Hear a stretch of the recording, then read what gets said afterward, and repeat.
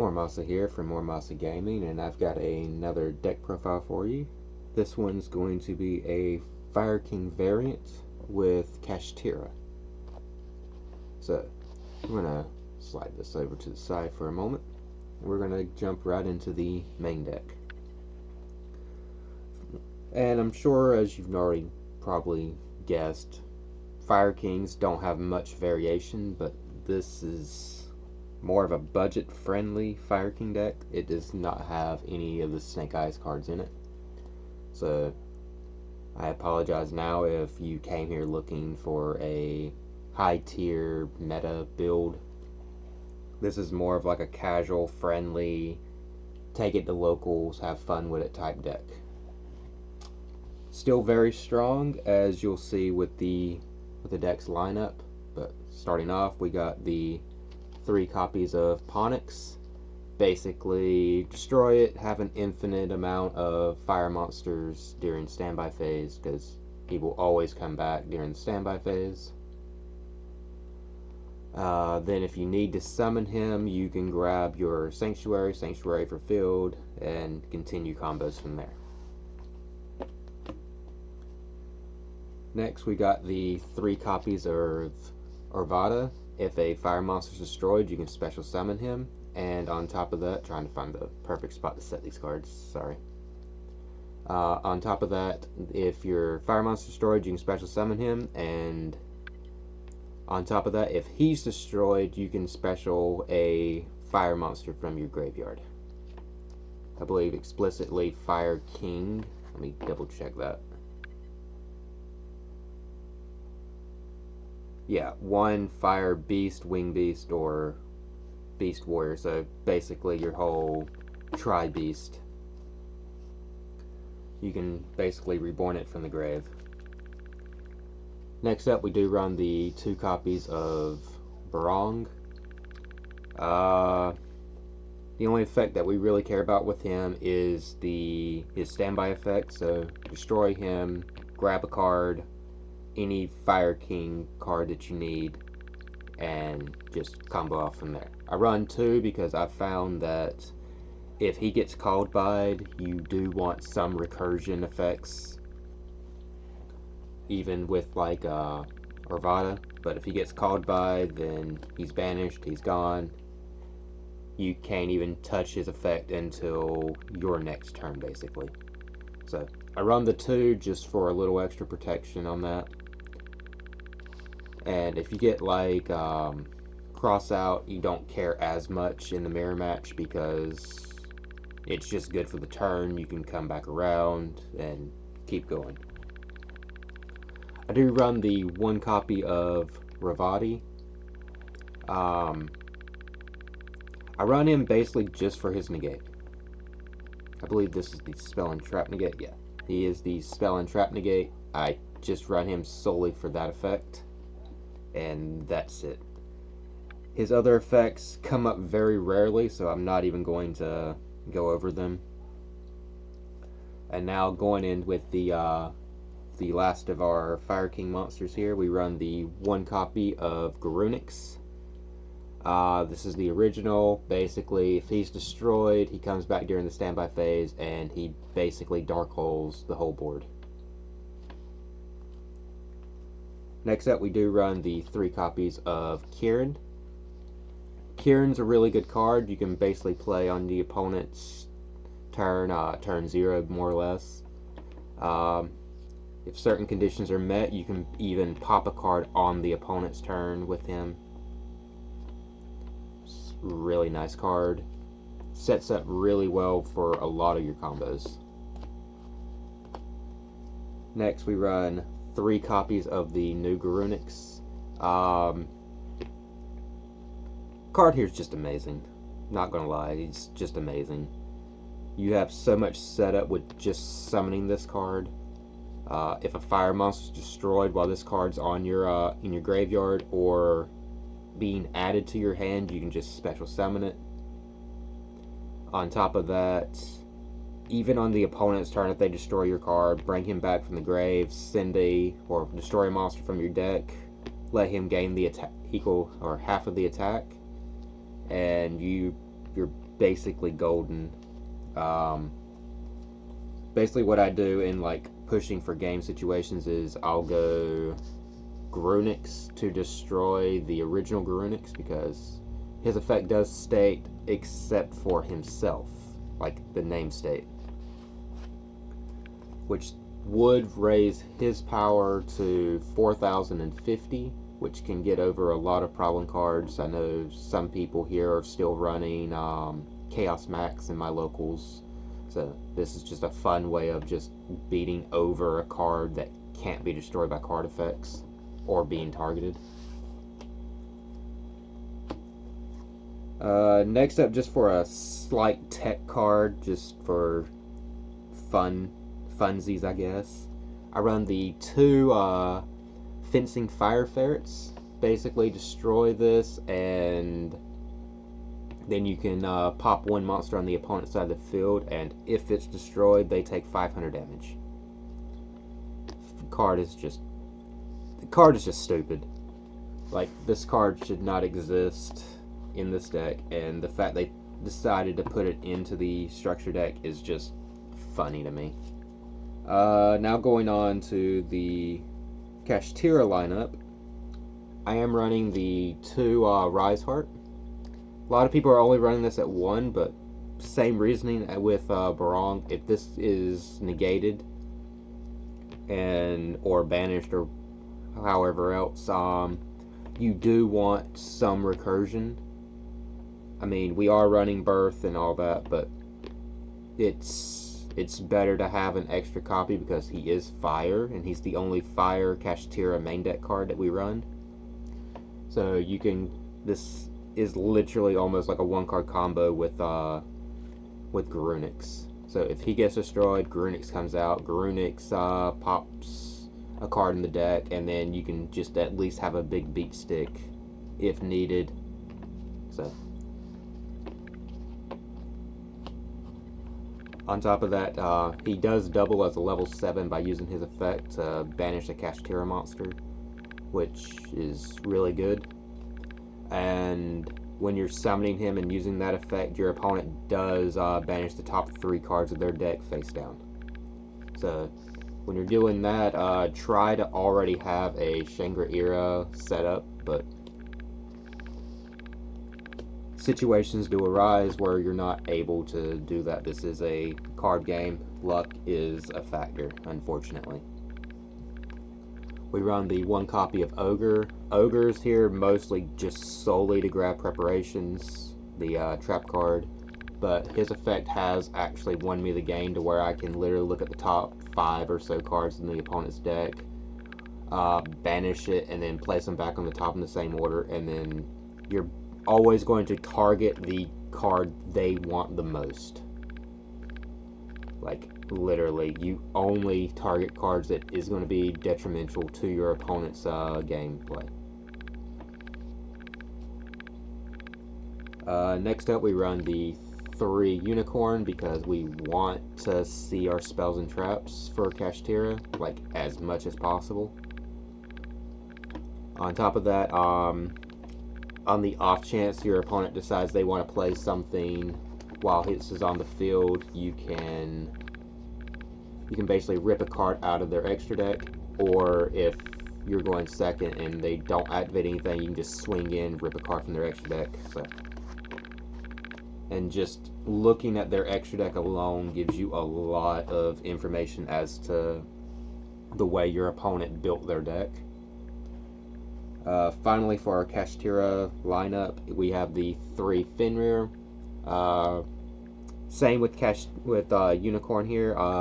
If they activate anything or you swing in, you can basically banish a card on the field. They don't want Unicorn, or not Unicorn, but they don't want Fenrir on the field, like, at all. Because the fact that you can just target, banish any monster that they have, or just any card in general, is just stupid. The card does have to be face up on the field for you to do it, so do keep that in mind. Next up, we run the 1 copy of Theosis, because if we go Fenrir, we do want to see Unicorn. Unicorn is still a one-card combo into Shangri-La with just Theosis. Because you go Fenrir to search, we'll say Riseheart.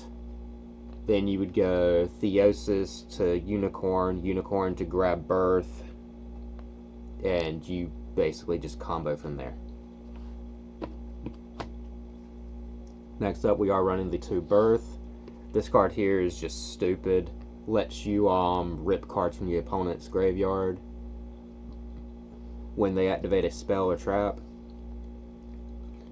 But they do have to have a minimum of 3 cards in their graveyard to recur this effect, so do keep that in mind. And the fact that you can basically normal summon level 7s from your hand, kastira level 7s of course, or special summon them from the banished zone is just amazing. This deck has so much potential. Next up, going back to the Fire King stuff, we do run 1 Circle.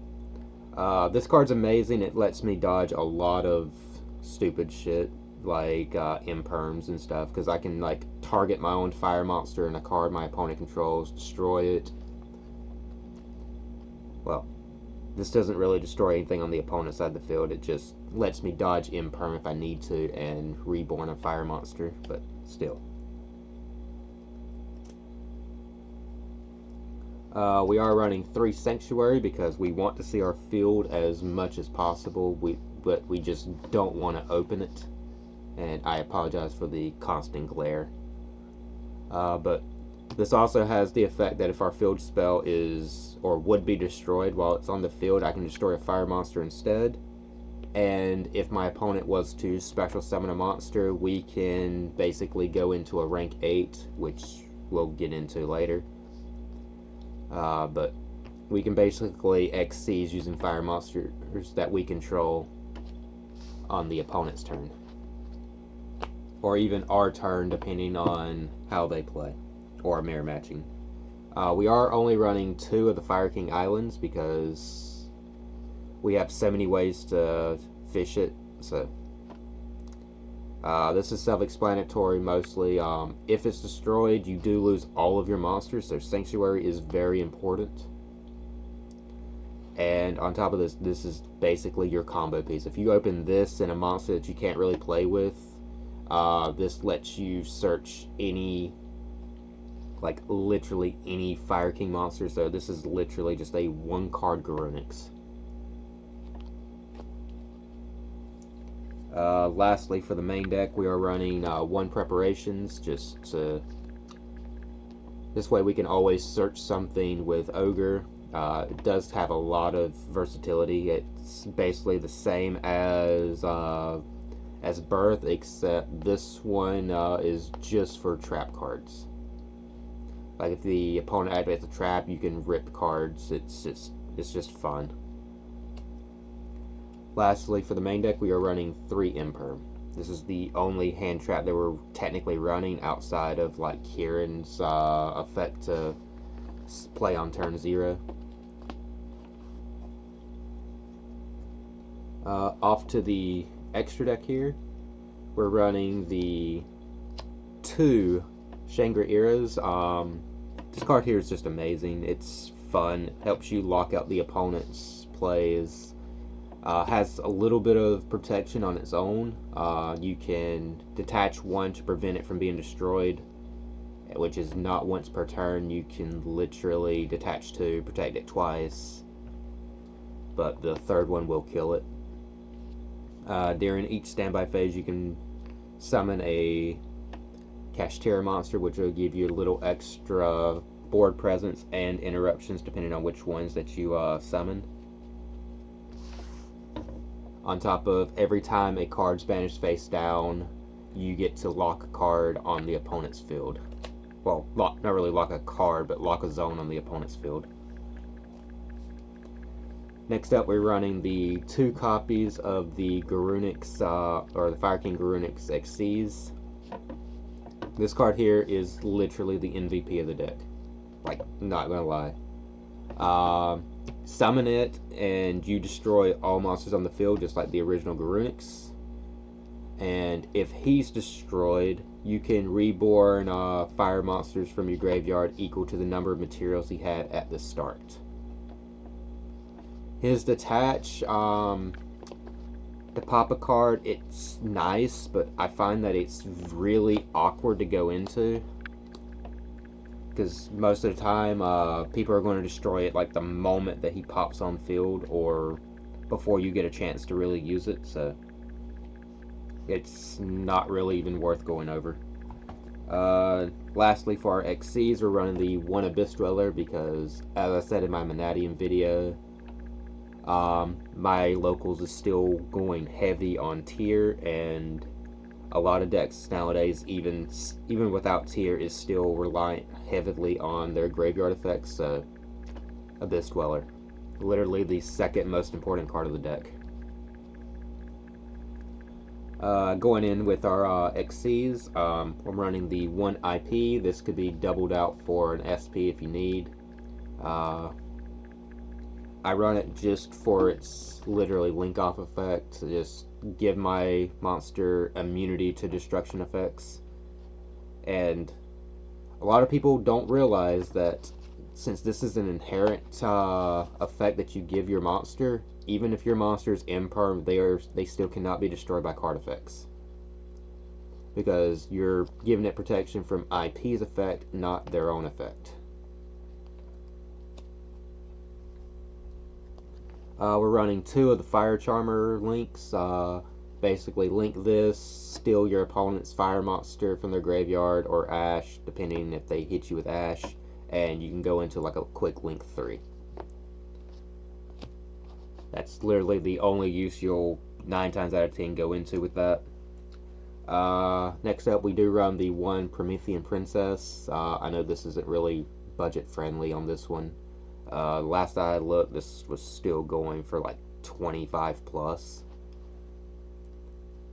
But basically, once you can, like, this is literally locking you into only fire monsters while it's on the field, but that's not really an issue unless you're trying to make your Kashtira plays, but you're going to go Kashtira first, then go into this.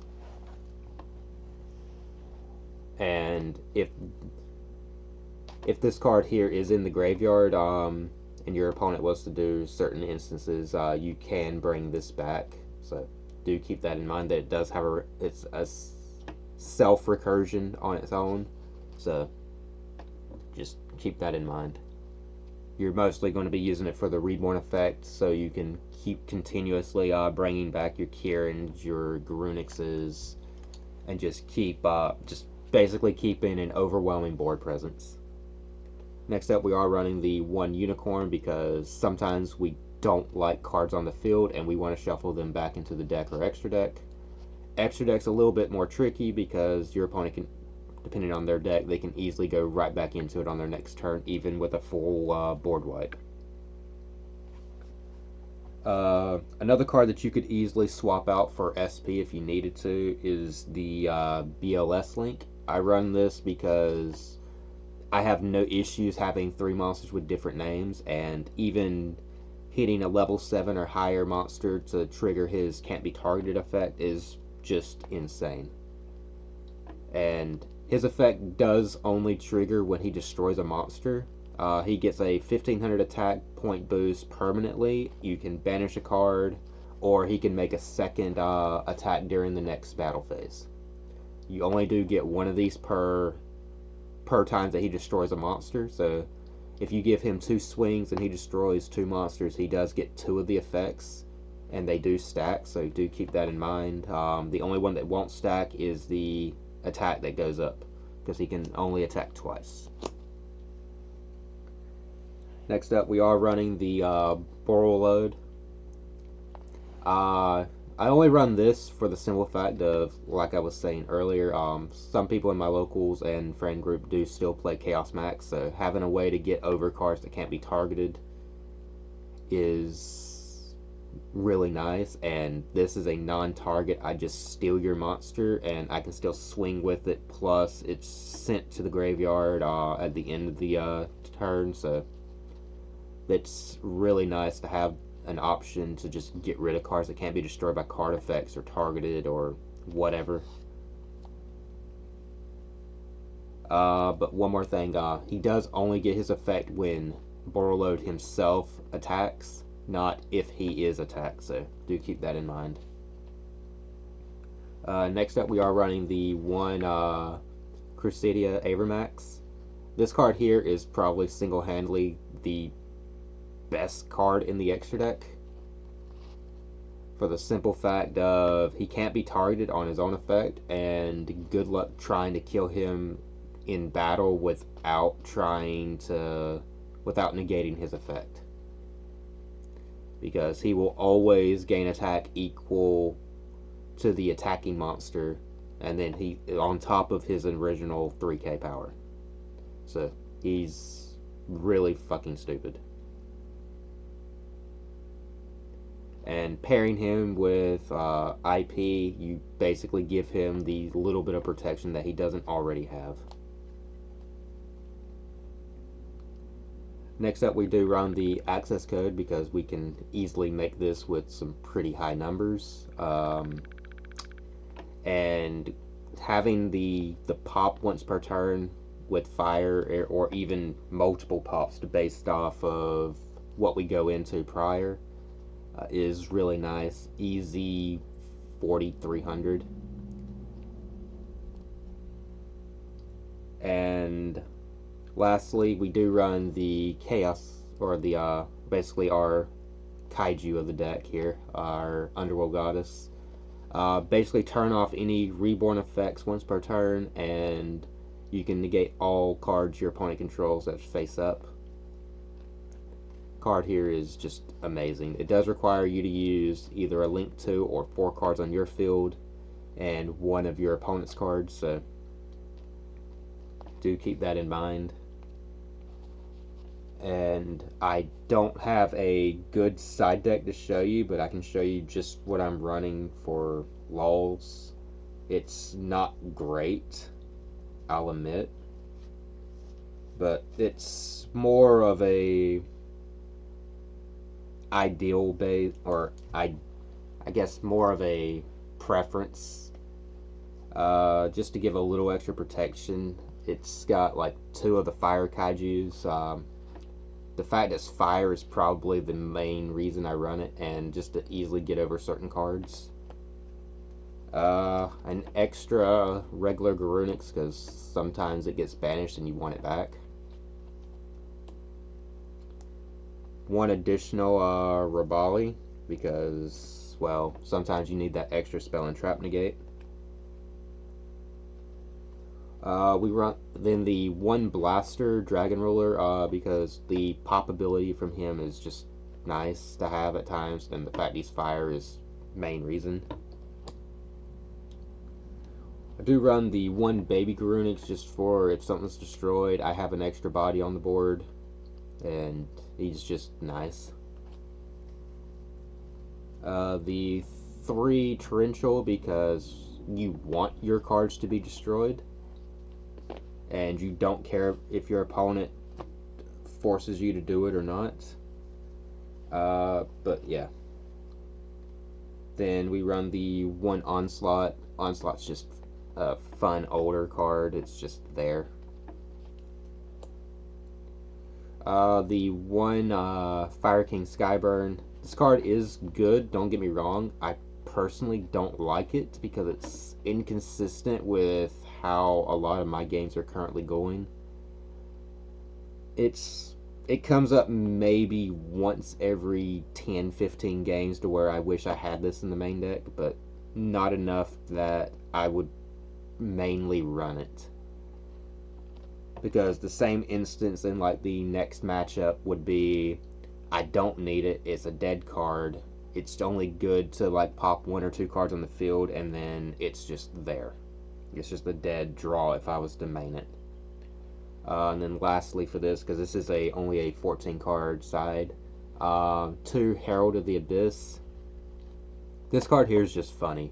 Pay 1,500 life points, declare a type and attribute, and your opponent has to send a card on their field that matches that type and their attributes. So it's like if you call, say,